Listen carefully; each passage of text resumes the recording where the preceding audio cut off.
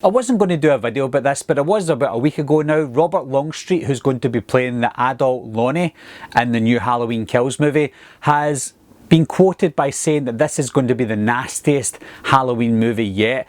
And I don't know where to take that, if that's going to be a good thing or a bad thing, because we have had tame Halloween movies like the original Halloween, and we've also had very gruesome Halloween movies like The Curse of Michael Myers and obviously the Rob Zombie remakes. But what do I think of a Halloween movie being nasty? Is that a good thing or a bad thing?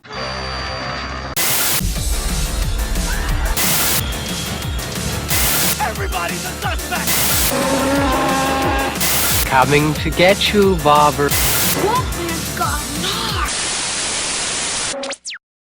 For the most part, guys, I do like gore in horror films, but I think the gore has to be necessary in the horror films. There's movies like Saw that I'm sure a lot of people love, and they love the gore in the Saw movies, Hostel movies as well. Those are two prime examples of having gory horror movies that some people love, but just other people thinking, I don't think that's necessary. And I think that movies like Saw, it is necessary to have the gore. I'm not a massive gore fan. I don't think that if a horror movie has no gore in it or little gore in it, it's a bad movie. I don't think that at all. I think some of the best horror movies have little to no gore in it.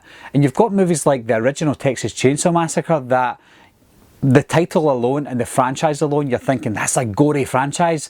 And it is for the most part, but the original had little to no gore in it, and it was very effective.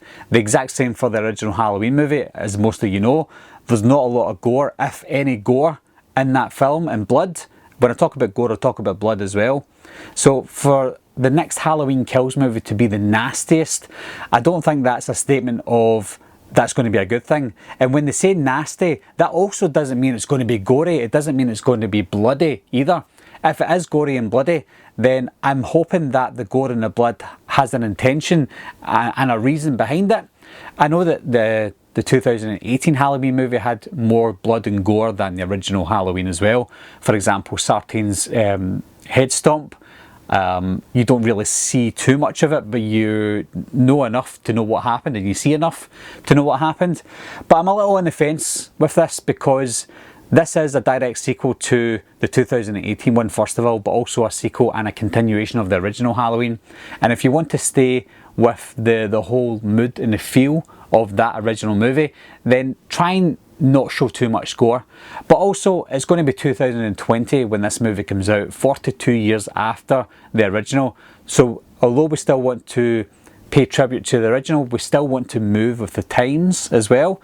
So we don't want to bring a movie that has little to no blood in it and just say the reason for that is because it's a direct sequel to the original, which also had no blood and no gore. That's not enough reason to show us little blood and little gore. We need to know why they're doing it. We need to see it in a stylistic way, which I don't think this movie is going to have. It'll have some style, it'll have some substance to it, but I don't think it'll be very stylistic in the way that the original was. So for Robert Longstreet to say that it's going to be the nastiest Halloween movie, time will tell. I don't think it will be the nastiest. I don't think you can get any nastier than the Rob Zombie movies. But if he's talking about the nastiest Halloween movie from the original franchise, I think he could probably be right. When I look back on the original franchise, minus the Rob Zombie movies, I'm sure most of you will agree that The Curse of Michael Myers was probably the nastiest out of them all. You've got as of Halloween 4, that was when the Friday the 13th movies were picking up year by year, having a lot of Jason movies with a lot of blood and gore. So I think that the Halloween franchise had to pick up the gore. And I think from Halloween 4, Halloween 5 and Halloween The Curse of Michael Myers, between the three of them, those were the nastiest and the goriest of the Halloween movies. But I do think that The Curse of Michael Myers was the goriest one. Do I think it's going to be gory on that? I think it will be. I've got a couple of questions here, guys. What are your guys' thoughts on gory horror movies? Do you think gore, nastiness and blood makes a horror movie better? Do you think that a PG horror movie, a PG-13 horror movie can still be a good horror movie? Because there are some PG-13 horror movies out there that are still good. I'm not from the US, but I believe The Ring is a PG-13 in the US, and a lot of people like that movie. I personally don't like it, but there are PG-13 horror movies out there that are still good. They don't need the blood, they don't need the gore. So my question to you guys is, do we need blood and gore for a movie to be good, for a horror movie to be good? And the other question is, do we need gore and blood in a Halloween movie to be effective? Because we already know that it can be effective without it. As always guys, thanks a lot for watching, thanks for subscribing, I'll see you soon, bye bye.